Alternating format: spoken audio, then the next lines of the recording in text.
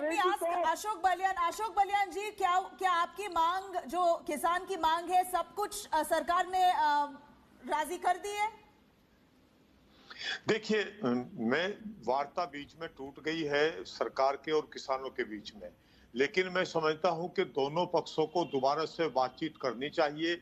ये 3 बिल किसानों के हित में है, लेकिन एमएसपी को लेकर किसानों की समस्या उचित है।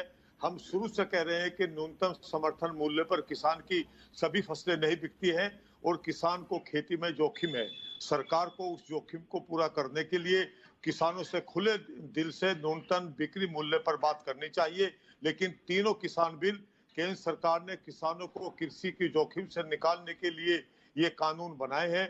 मैं समझता हूं कि किसान भाइयों को भी इस बात को समझना चाहिए और सरकार को भी न्यूनतम बिक्री मूल्य पर किसानों के साथ खुले दिल से बात करनी चाहिए, ताकि चाहे वो प्राइवेट सेक्टर में खरीद हो, चाहे वो मंडियों में खरीद हो, लेकिन न्यूनतम बिक्री मूल्य से नीचे, जैसे किसान का भारत डर सरकार क्या है ने, यहाँ पर?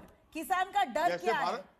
एक मिनट में अपनी बात पूरी कर लूं। जैसे भारत सरकार ने शुगर मिलों की चीनी को, जो गन्ने से बनती है, उसके लिए 2018 में न्यूनतम बिक्री मूल्य तय किया था। कोई भी सौदा, चाहे वो सरकार खरीदे चीनी मिलों से या प्राइवेट सेक्टर खरीदे, न्यूनतम बिक्री मूल्य से नीचे नहीं होता। तो हम लोग चाहते हैं कि किसानों को की मांग वो वाजिब है और सरकार को उस पर बात करनी चाहिए, ताकि उसकी फसलों का सरकार न खरीदे, लेकिन एक न्यूनतम बिक्री मूल्य तय हो जाए कि उससे नीचे प्राइवेट सेक्टर या गवर्नमेंट सेक्टर या एनी मंडी उससे नीचे खरीद फरोख्त नहीं होगी।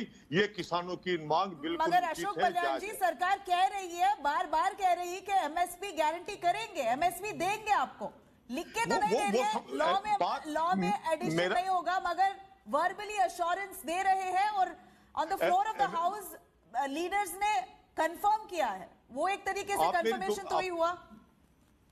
आप निवेदित जी, मेरी बात दोबारा सुनिए। एमएसपी को लेकर किसान, अब पीएम ने कह दिया, संसद में घोषणा हो गई, एमएसपी को लेकर किसान भ्रम में नहीं है। वो जानता है कि एमएसपी जारी रहेगी।